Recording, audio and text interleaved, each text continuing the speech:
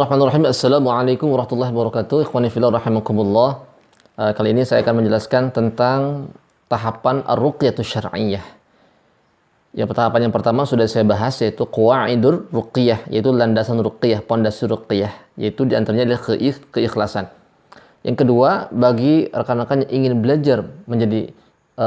belajar ilmu ruqyah supaya menjadi praktis ruqyah, maka harus memahami yang namanya tahapan yang kedua, yaitu ma'rifatul jinni was-sihri wa aqsamuhuma, yaitu pengetahuan tentang jin dan pengetahuan tentang sihir dan pembagian keduanya. Kenapa mesti mengetahui tentang jin dan sihir? Karena kan sumber masalahnya mereka, jin kafir, syaitan, iblis, kemudian ilmu-ilmu yang mereka gunakan yaitu sihir. Jadi pada saat kita meruqyah, kita tidak tahu tentang mereka, ya bagaimana kita mau mengetahui, bagaimana kita mengobati dengan sempurna kalau kita tidak tahu musuh kita sendiri.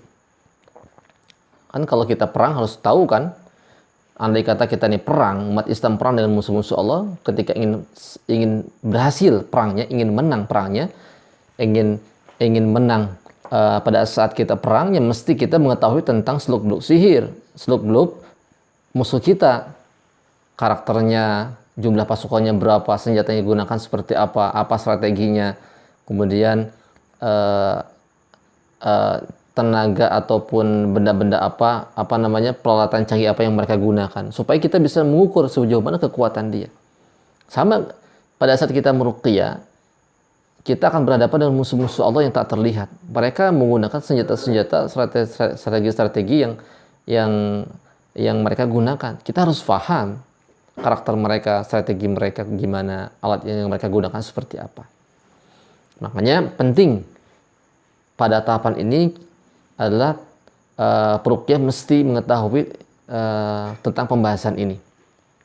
Nah, kalau di pelatihan yang saya buat, saya punya pelatihan ruqyah yang saya latih bagi teman-teman yang ingin belajar, itu selama 5 hari. Itu saya bahas tentang masalah ini. Jadi ada 7 tahapan. Kalau di pelatihan saya itu ada 7 tahapan yang harus difahami oleh calon-calon para praktisi ruqyah. Di antaranya tahapan yang kedua adalah tahapan ini, yaitu jin. Kalau di pelatihan saya dibahas jin itu seperti apa, pembagian jin ada berapa, gitu ya. Jin seperti manusia. Jin itu makan, minum, mereka berkembang biak, mereka berketurunan, mereka bermasyarakat, mereka mempunyai pimpinan, mereka punya kabilah, ya. Kemudian mereka ada yang kufur, ada yang taat, ada yang fasik, ada yang iman. Mereka beragama juga. Itu kita bahas di pelatihan. Di pelatihan saya dibahas seperti itu. Di kitab Wiqayatul Insan dijelaskan jin itu ada yang laki-laki, ada yang perempuan dan sebagainya. Bahkan di kalangan jin juga ada yang mereka penyihir di kalangan jin itu ada. Nah, pembagian jin berdasarkan dari sisi mereka mengganggu kepada manusia ada 4. Yang pertama adalah jin peliharaan. Jin peliharaan itu ialah jin yang dipelihara oleh manusia dengan tujuan untuk melindungi dirinya. Yang kedua adalah jin kiriman. Jin kiriman ialah jin yang dikirim oleh dukun paranormal untuk menyakiti pasiennya, untuk menyakiti orang atau korbannya dengan tujuan tertentu. Apakah dia membunuh, memisahkan, atau ingin menceraikan dan sebagainya. Ya, yang ketiga adalah jin keturunan. Jin keturunan adalah jin-jin warisan, yang mana jin tersebut yang awalnya sudah menjalani ataupun mengadakan perjanjian dengan nenek moyang orang tersebut, bisa dengan kakeknya, uyutnya. Setelah uyutnya meninggal, kakeknya meninggal, jinnya nurun kepada cucunya. Nah, ini adalah jin turunan, jin nasab. Kemudian yang keempat ialah bukan jin kiriman, bukan jin peliharaan, bukan jin nasab, tapi jin biasa yang mereka iseng kepada manusia. Karena mungkin mereka disakiti oleh manusia tanpa sengaja, kemudian mengganggu kepada manusia. Nah, itu pembagian jin yang mayoritas saya tangani, itu jin-jin yang semacam itu yang masuk itu. Kalau jin-jin taat mereka tidak masuk, ya. Ini jin-jin yang bermasalah saja, jin-jin yang tipenya seperti tadi. Yang seterusnya adalah sihir. Adapun sihir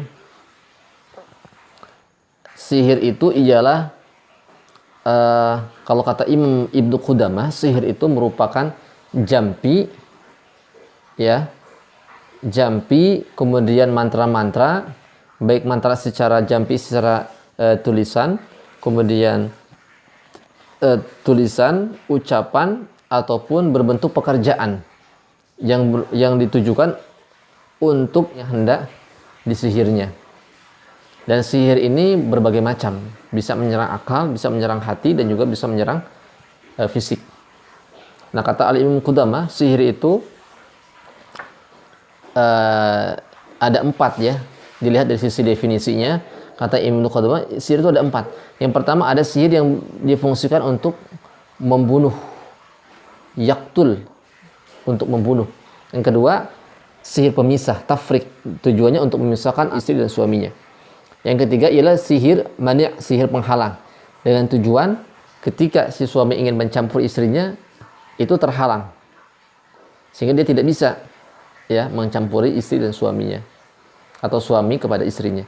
Yang keempat adalah sihir mahabbah, sihir pemikat, yang tadinya tidak cinta disihir menjadi cinta. Nah, ini pembagian sihir ini kalau rekan-rekan ingin memperdalam itu ada di pelatihan saya.